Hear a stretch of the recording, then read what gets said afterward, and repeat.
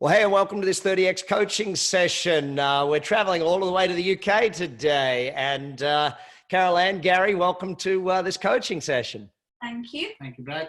Now, I know that you're all excited about this, but I'm sure by the end it won't be as exciting. It'll be like, holy heck, look how much we've got to do now. Yep.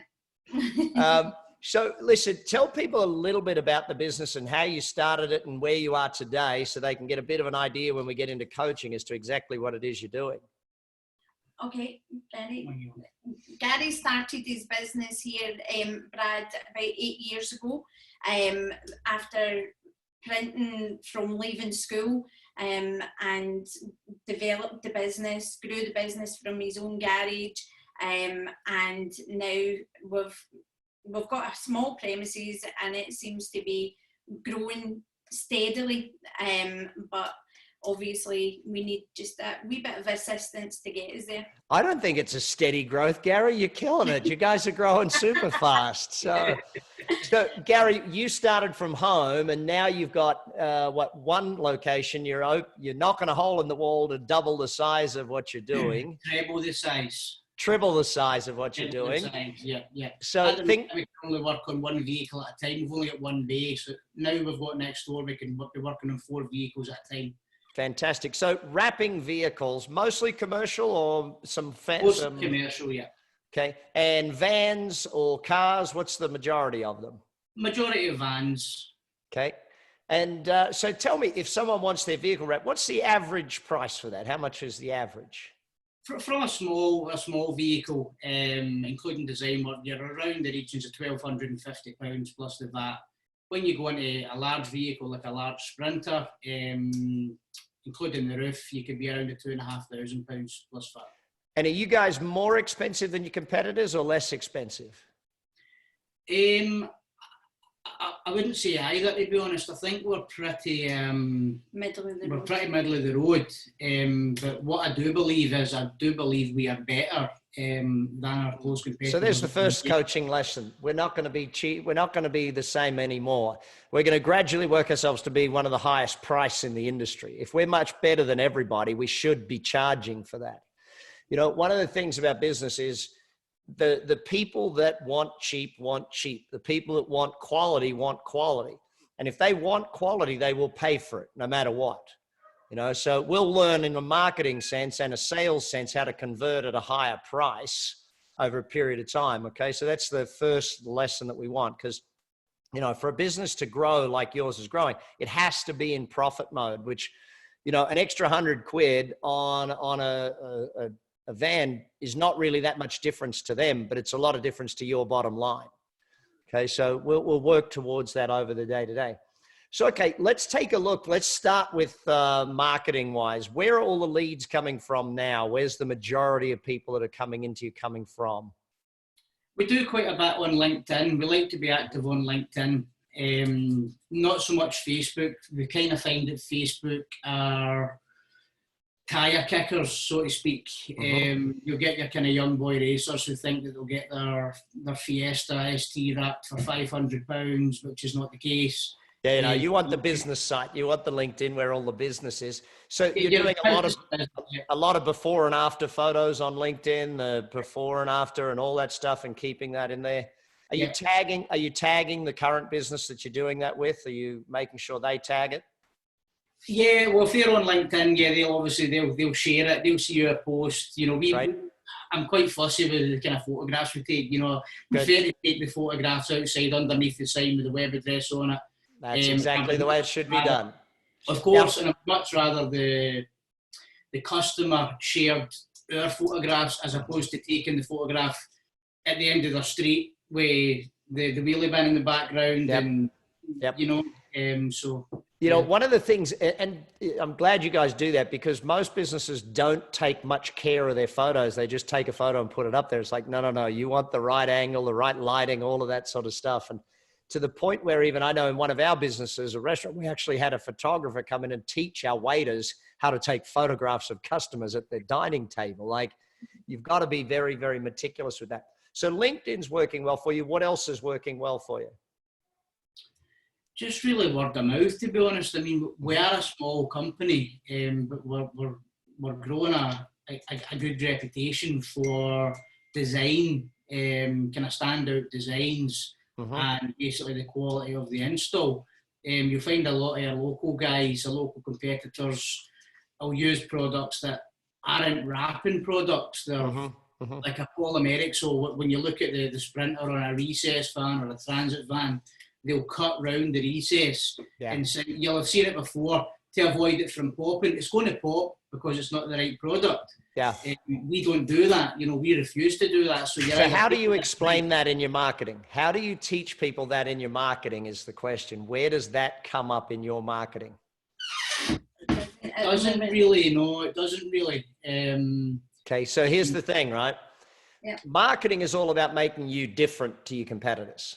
How are you different? How are you better? Exactly how are you different, and exactly how are you better? So what you've just said there is something that needs to be clear in your marketing. You know, is even if you use, like when I wrote the book Instant Advertising, there's one whole chapter in there about how to actually have a headline start. So something I would probably do for you guys is like a page on your website, or even the front page of your website that says, you know, the 7 reasons why Cube is different to every other vehicle wrap company you'll find, you know, and talk about and share and show pictures of the difference. Like, I want to see a picture of someone that does have the bubble. I want to see pictures of someone that has done that cutting and how bad it looks versus yours. Does that make sense? The difference in the two? Totally. Yeah, a little video of somebody heating it in. Exactly. That stuff is, here's why we're different. And if you can do it as video and photographs and use the language so that when people come to your site,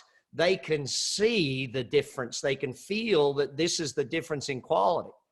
You know, and even if you have a video of someone touching the 2 different types of material, so that there's someone goes, oh, that feels really cheap and whatever. And then they touch yours and they go, oh, that feels strong. That feels, do you know what I mean? It's like, you've got to really, because part of your sales conversion right now is the fact that if they're coming to you from LinkedIn and they're coming to you from word of mouth, they've not really done any research or seen or understood the distinction between you and your competitors.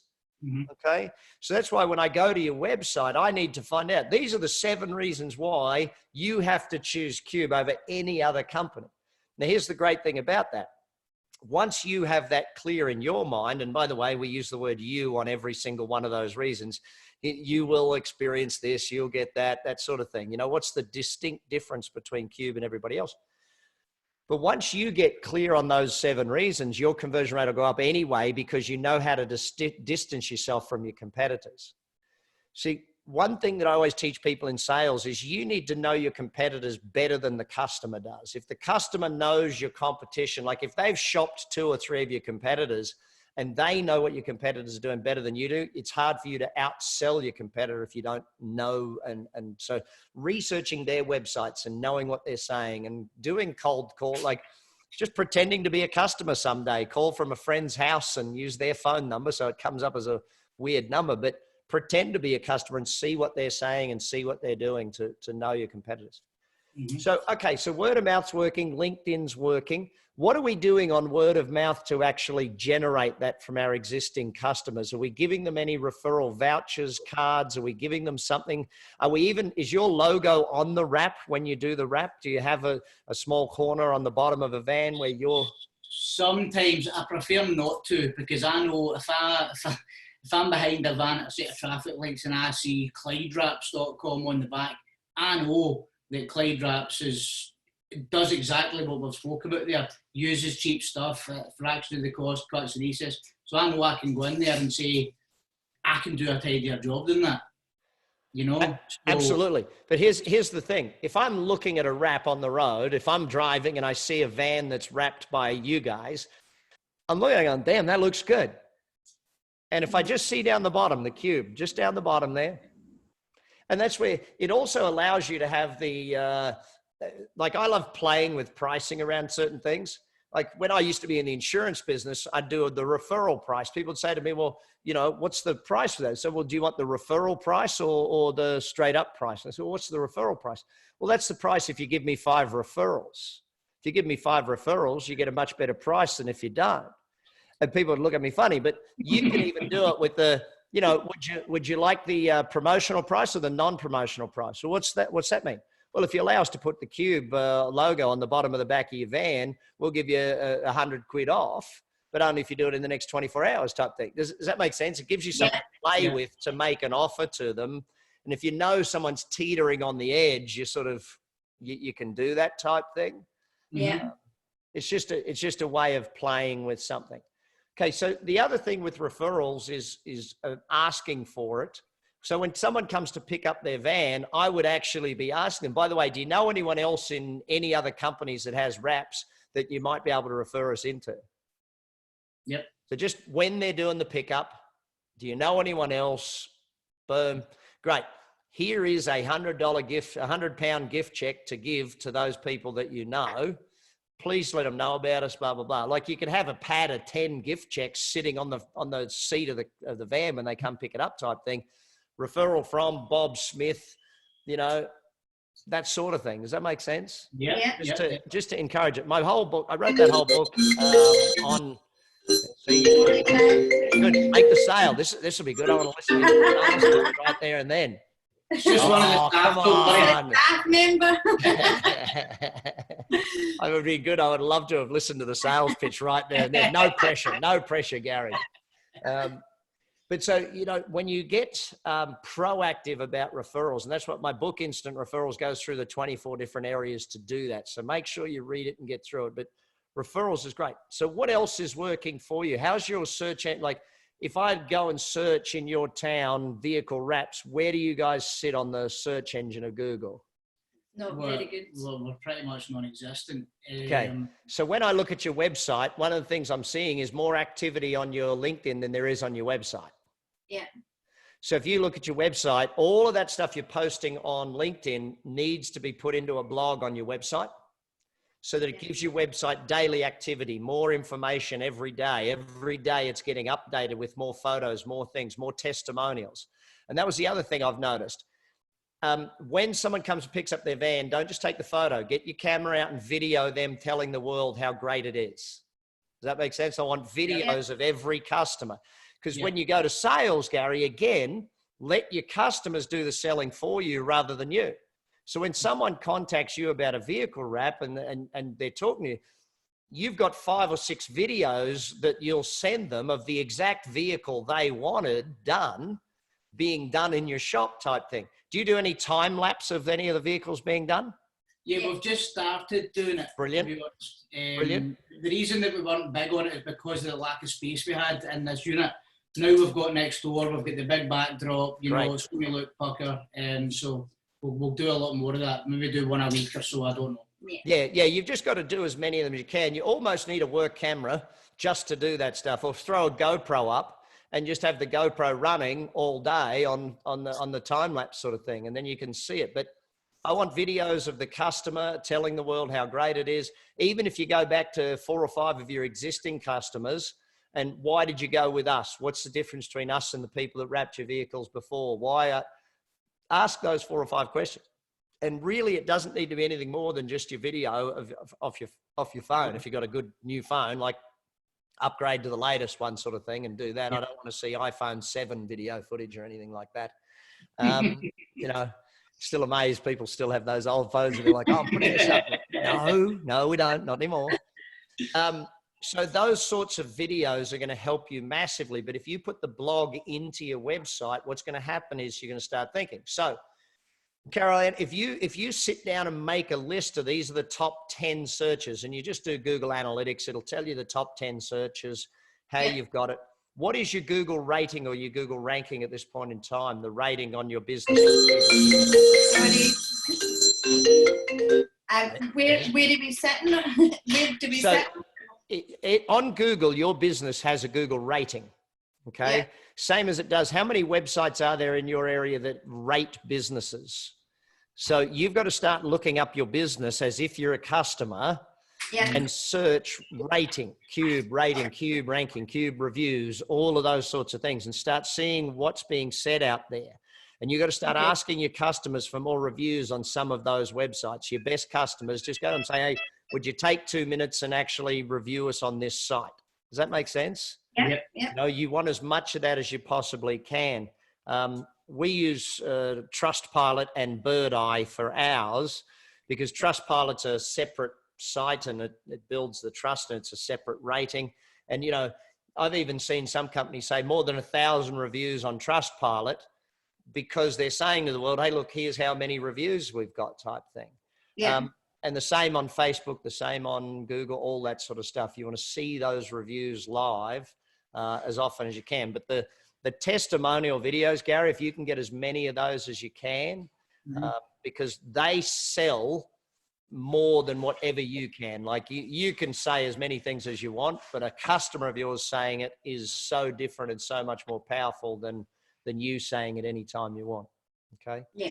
And even if you video them as they walk around their van, as they walk around, you get your logo in the background, all that same photo stuff, just do it with the video camera this time instead. And I would, if you're going to do a lot of videos, just get a good microphone for the camera, just a good plug-in microphone that can work with it. So get good quality of sound, those sorts of things. Okay. So SEO is probably the biggest one you're going to have to work on because here's the distinct difference. The people searching are the ones who are ready to buy today. Yeah. Okay. The ones who are seeing you on LinkedIn, the ones who are word of mouth, they buy eventually, but the ones who are trying to buy today are the ones you want to capture the most. And that's why the search is more important than the social type thing. It's like, I see too many businesses put a lot of time and energy into social and no time and energy into search. And it's like, hang on, the search is where that's the ones who are buying today. Yeah. You know?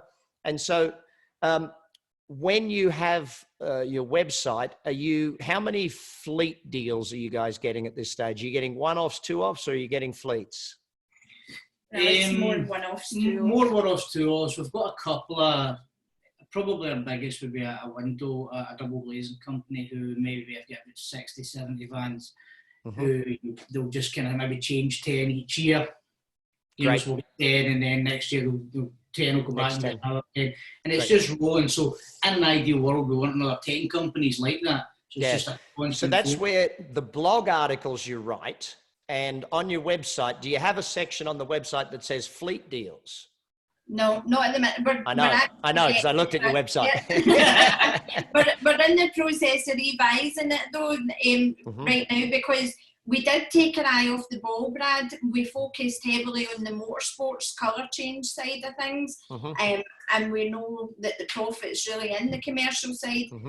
So that's why we're revising everything in the website. So if I'm a fleet manager and looking for that sort of stuff, then that's what it is. So here's a question for you: how many fleet managers are there on LinkedIn in your area that you could connect to on LinkedIn? You know, start connecting with fleet managers, start building your profile there, start getting into that type of a group. But also, if I'm searching fleet, your site's not coming up because there's no mention of fleet. Like I would love to see, Gary, a photo of all 70 of those vans from that, what's the name company? Yeah, I'd like to see all 70 of them like in a big triangle sort of thing in the photo from like a drone up top sort of doing that whole thing. Just because if I'm a fleet manager and I see you've done 70 vehicles for someone else, then I'm like, oh, they can do us too. Because at the moment, I got to tell you, when I look at your website, if I had 70 vehicles to be done, I wouldn't go to you guys. No. Because it doesn't look like you can handle me. Yeah. Okay. So you got to fix that side of things. Your website's got to really reflect the type of customer you want, you know, and that's a big part of it. And again, the blog, got to keep it updated on the website at least twice a week. Exact same as if you're doing on LinkedIn. Your blog is almost like another LinkedIn. You just keep posting video, photos, all sorts of stuff. Okay. But keep it updated because the more it updates, obviously the higher the ranking it gets on Google and therefore you move up. Now, the last point on that is make sure that your articles are designed on the searches that you want. So if you want someone that's searching, you know, fleet vehicle wraps type thing, make sure one of your articles says how to get your fleet of vehicles wrapped type thing. Does that make sense? So your headline and within the article, it mentions fleet and vehicle wrap 5-10 times in the article, and the photographs and the videos are the same thing. So that it's just everything you want the SEO to be. There's a blog article about it type thing. Okay. And again, it's no different to what you posted on LinkedIn, just a little more words in your blog. You want 200 to 400 words in each one type thing. So that's the distinction. Okay. So contacting you now, how do the vast majority connect with you? Do they call in? Do they email? Do they LinkedIn message? What's the vast majority? Mostly they call Gary. They call Gary and they email Gary direct predominantly. Okay. That's existing customers or new ones? Well, most of the new ones, Brad, are coming from existing customers, so they're giving Gary's number directly. So I would say it would be 80-20. People are coming through the website or through Facebook or LinkedIn, 20% of them, but 80% would go to Gary directly. Okay. So here's the next thing I'm going to say. In about a month's time, I don't want you to be guessing what percentage do what. I want you to measure it every day from now on. How many phone calls, Gary? How many you get? How many emails you get? Yeah. New customers, existing customers. I want to know exactly the numbers. The thing about business as it grows, when it's just you, you don't really have to keep a great track record of numbers because you know them. Guess why? Because it's just you. As you get bigger, the phone call is going to come and someone else is going to pick it up and someone else is going to get that email and someone else is going to. And unless you start tracking those numbers, it gets away from you. Okay. And your conversion goes down. So we need to start measuring that. And in the beginning, all you really need is a notepad with a tally mark, just tally it up. We got another phone call, type thing. But we need to keep those numbers. The bigger you get, the more important it is to have numbers. Otherwise, I've just read your instant cash flow book, so I've just started it. See, there's my lead survey, look. Hey. So, one tally mark. One tally mark, but at least there's one tally mark. That's simple deposit, by the way, so it's a simple. So, you sit down and you look at it, that tiny question of, by the way, how did you find out about us? That tiny question ends up making you so much money because you realize what's working and what's not, and that allows you to fix what's not and invest more money in what is. So let's keep that in mind. Okay. So Gary, you get a phone call. What happens from there? How does the sales process usually flow through? Well, obviously they'll just kind of start talking about, prices, what does this cost? What does that cost? So I'll give them the kind of top line cost. And then a lot of people, as you know, they have no idea what it costs. So if I turn around and say to someone with the long wheel Sprinter, it's going to cost you $2,500, they're like, they kind of want to put the phone down. So I give them top line and then I'll say, but obviously there's partial options. We can cover half your van. Or if you tell us, Gary, I've got £1,500 or £1,800 to spend, if you tell us what the budget is, we can then design a concept to reflect that expenditure. So for £1,800, you would basically get kind of maybe up to the front doors wrapped and just leave the cab white with a couple of logos. So I'll kind of give them the options there and then it's up to them, if they kind of decide how far they want to go. I love that that's what you do, because now it's going to be so easy to help you increase your conversion rate. This is going to be fun. Yeah. So I want you to first of all think about this, right? Why are they getting their vehicle wrapped? Okay. To get more customers, grow their business. Okay. So we're going to flip it over. We're going to start by asking questions. So you remember that actually it's in that book, Instant Cash Flow, my super line of when they first call, the first line you ask, because they'll ask, what price is this? How many is that? Can you do this? What's that? Whatever they ask, the first repeat question back to them is, thanks for your call. Just so I can help you best, would you be okay if I asked you a couple of questions? So put that script in, because Gary, eventually it's not just you answering it, it's going to be your team. So you need scripting done for how to answer the phone. Right. So thanks for your call. Just so I can help you best, is it okay if I ask a couple of questions? So tell me more about your business. So this is what the first thing I want you to get them doing, is talking about their business. Well, we're in the bakery business. Excellent. And are you looking to get the vehicle wrapped so that your existing customers know? Are you trying to get new customers from the wrap? How are you using the wrap? Is it something that's going to generate business for you? Is it a word of mouth thing? What's your goal for having the wrap done?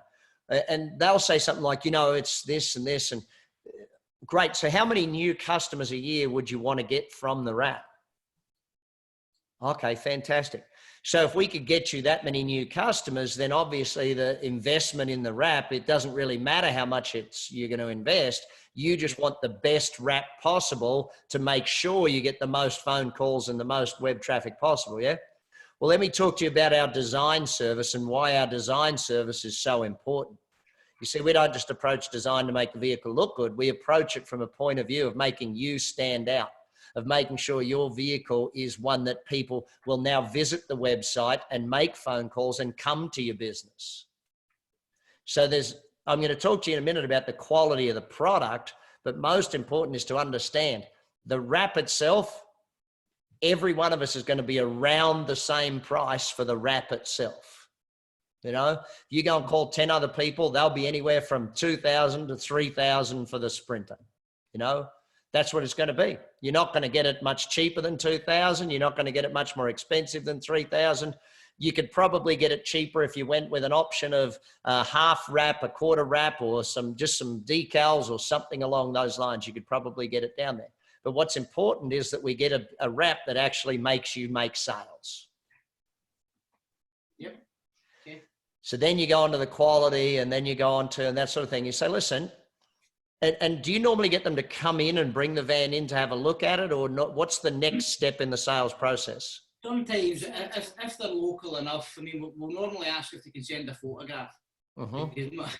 Sometimes people will come in with a van that's, a 2010 registration, and their app, it's not even worth what their app would be. So you kind of need to politely decline these people in the nicest possible way. Yeah. And say, look, probably best a couple of logos at £150 here. Yeah. So we would normally say if you can send a photograph in, just to see the condition of the van, etc., or I can come and see you, or if you're local, stop by, come in, we can have a flip through the iPad, have a look for some previous jobs for inspiration, etc. What I normally do when I'm trying to sell it as well is if they do get a fright, and I've not got the numbers in my head, if they do get a fright with the price and say it's £2,000 and they're going to lease the van for 4 years, so I will multiply the 365 by 4, divide that by the 2 and say that's going to cost you £1.18 a day for 3,000 people to look at your 30 square metre advert, something along those lines. And then when you look at it that way, they think £1.18 a day. It's not really a lot when you think about it. You're 35 quid a month to do it that way. Now, here's an interesting question. Have you approached any finance companies to actually do that? Yeah, one of our close competitors dabbled in the finance a couple of years ago. We made the phone call, as you spoke about earlier on, the anonymous phone call from, do you do a wrap? Can I finance it? And their reply was, we're going to stop doing the finance this month. So straight away that gave us the answer that it's obviously not working. Well, let me go back to it. Were they doing the internal finance, or did they have an external company that did the financing and paid them up front? External, yeah. I think any wrapping firm, I think any firm is going to be external. I don't know when. I can tell you 100%. If you can get financing, if you can get a finance company that will do that, you should definitely add it to the equation. Yeah. Because if they're leasing a van and they just tack it onto their lease. Yeah.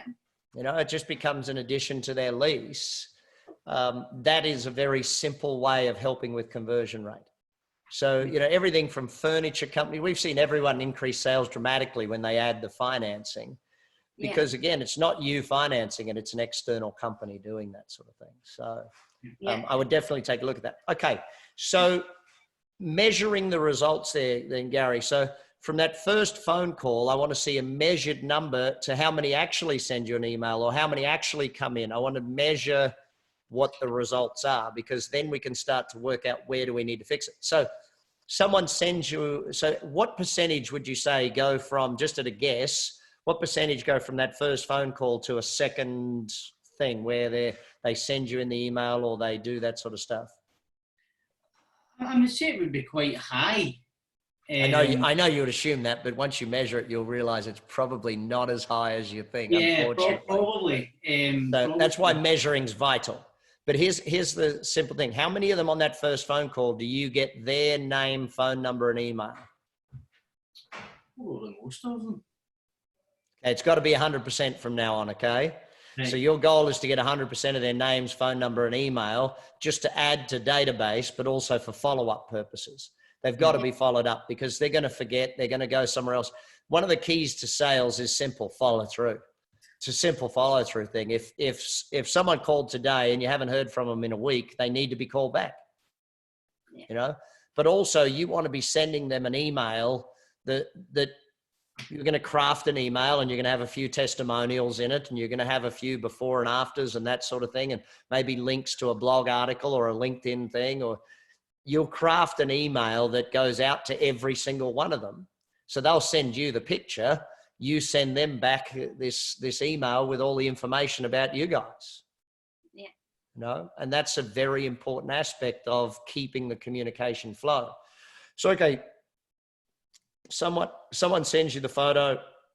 What's the most of them do? Do most of them send you the photo, or do they drop by, or do you go see them? I wouldn't say most of them drop by. I would say probably you get a photograph from most, and then obviously, you know, I'll offer to go out. If they've got a sizable fleet, you know, I'll say, look, I can come to you to save any hassle. If it's a fleet, you got to go to them, take a look at it. Yeah. And take your camera and take photos of the stupid stuff that's on their current fleet and the bad stuff and the pops and all of that sort of thing. Yeah. You know, make sure you've got that to put in your thing and say, you know, here's what we do.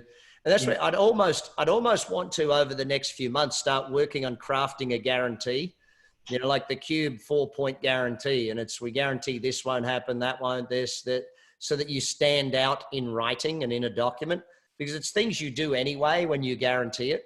Like, we guarantee not to do cutting of the edges. We guarantee to fully wrap and actually use a full wrap product. We guarantee to be done on time, on budget every time. We get like things you do anyway. Yeah. Once you put it in writing, it's now marketing. It's now something valuable to somebody. It's now tangible and they can understand it. Okay. So someone sends you the photograph. What's the follow-up process from there? Obviously confirm costs. We can then send them examples of, if not that kind of van, a similar sized van. You know, things that we've done in the past, option A, option B, option C. I would normally ask them to send their logo as well. They have as soon as you see somebody's logo, you know kind of pretty much straight away what you can do with that logo, you know, to make the app stand out. And before we do any designs, obviously we would require a deposit up front. A deposit up front is something that I don't like doing it, because I think it does scare some people away. But that's why you want to do it. You want to scare some people away. Aye, because you don't want to be dealing with these people, because they're going to be time wasters. Yeah, they're going to get your design and take it to a cheap guy. Exactly. But this is the whole thing of it. This is where we've now got to develop a sales process to get that done. See, here's the thing that stands out. You said it just before. Most of them have no idea because they've never done this before. So you've got to educate them as to how you buy a vehicle wrap. Now, those who've done it before, you don't have to worry about it. But if I'm a first-time buyer, I don't know that, the way it works in this industry is pretty simple. The way it works is we take an upfront deposit. The deposit is, how much is the deposit? Well, basically £100 just to cover any artwork time.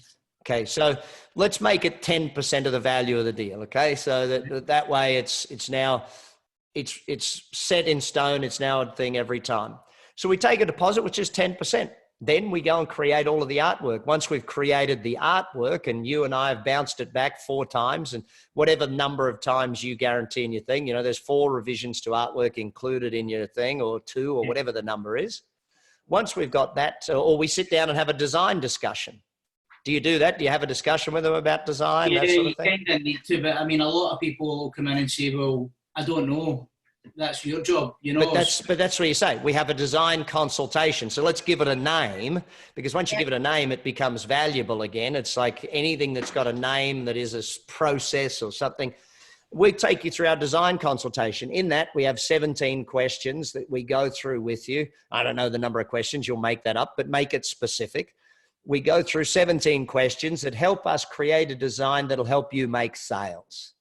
After the design consultation, do you come up with 1 or 2 designs when you do it afterwards?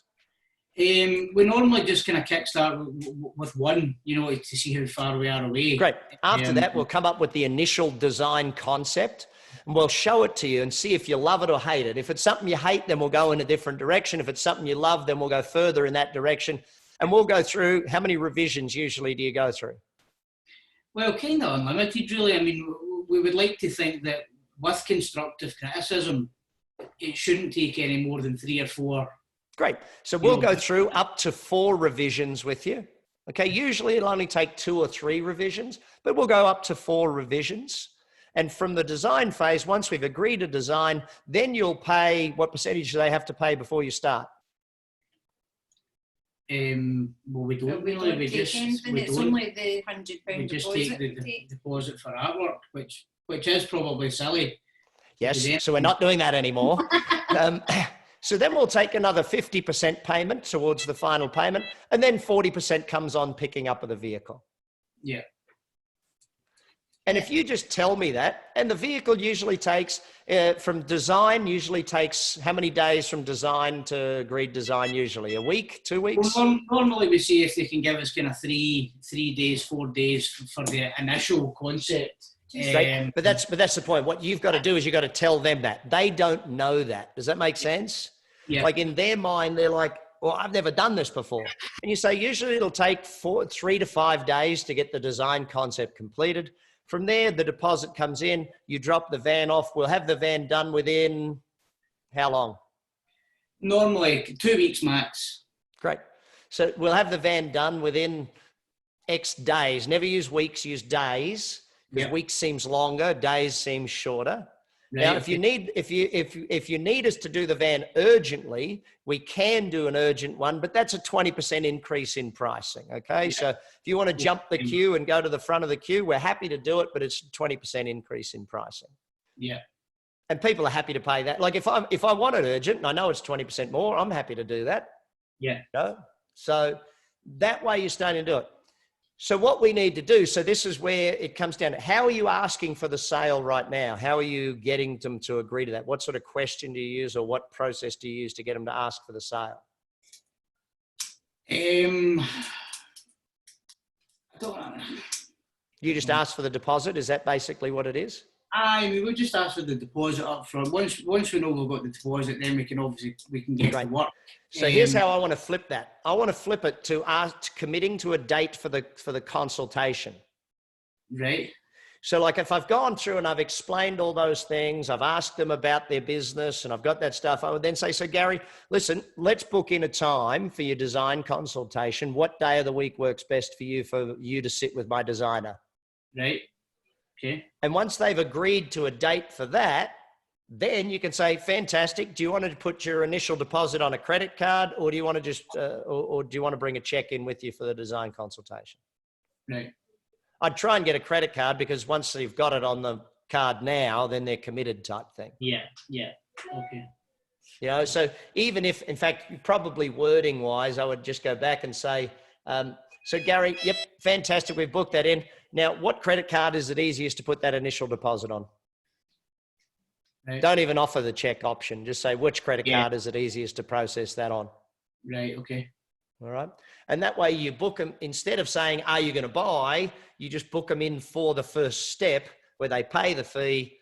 And if they go, well, I'm not sure, then you can go into the next phase of the sale. Does that make sense? Yeah. Yeah, totally. Yeah. So one other area I want to look at, how often are you going back to your existing customers to talk to them about upgrading them and getting them into the newest, latest, greatest? Well, because really because we only really rebranded the business 2.5 years ago, it's highly unlikely that anybody that's bought a full wrap from us in the 2.5 years are ready to upgrade. Okay. I'm not saying that they're obviously adding to their fleet, but they're getting the same wrap. So obviously all their fleet is uniform. Great. So I wouldn't say we actively get in contact and say, how you doing, guys? Can we change your design, or can we, I wouldn't say we do that. But even not just change design, just go back to them and say, hey, listen, there's some new technology out, there's this, I just wanted to keep you up to date. Just touch base with them. And they could say, oh, by the way, we've got a new van coming next month. I would go back and touch base with them once a quarter, even twice a year even, but I would definitely touch base. The other thing I would do is I would introduce all of your companies that have fleets to John, your coach, John Asquith. Uh-huh. The reason I would do that is if he can help them grow their business, they're going to add more vans, you're going to get more business. Yeah, definitely. So, you want them, even if you have John come to your business or somewhere and just do a session for all of your best customers about how to grow their business. I think that there's too many businesses where it's B2B, where they don't think about helping that customer grow their business. Because if you can help them grow, boom, they need more reps. It's no more complex than that. Yeah. If you can introduce them to not just John, but maybe a web design person, maybe a this, maybe a that, maybe your design guy can design other things for them. Do they have do they need window wraps?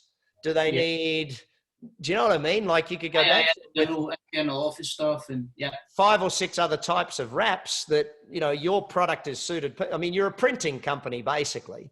So you can print from a Windows, you can print from a vehicle, you can print, what else can you wrap for me? We could wrap your desk. We could actually wrap your entire building if you want us to. We do. I mean, we get those inquiries, can you wrap my piano, golf club? Crazy. You can do, but see, what I'm thinking though is for an existing customer, that sort of stuff's fun. For a new customer, it's a bit tough, but I would do it for your existing customers most definitely. Yeah. Sorry, give me 2 seconds. Sorry. Sure. It's 1,000. It's 900. If you did 100, 900 pounds. 900. Oh, I can't wait till the fact that. See, my first goal for you is a simple one. It's called to hang up the boots, right? Or what's the tool you use most? What's the tool? Is it a squeegee or a what is the heat gun? Yeah. So the day you hang up your heat gun would be the goal that I want you to set for yourself. Well, I don't actually. I don't. Oh, so you've already hung it up now. Yeah, well, that's gone. Aye. So it's just the guys. We've got two rappers who know what they're doing, and we've got a trainee. My niece is a trainee. She's been at it for a year. Slowly but surely she's coming on. So she done a good bit today. She was quite happy with herself, and so there's 3 of them that do it now. But with the new unit next door, and we can be working on 2 or 3 projects at a time. Once we find the work, we will need more fitters. Now, have you planned an opening, a launch, a ribbon cutting for the new site? That's Carolann's bag. Okay. Are you a member of the Chamber of Commerce? No. Okay.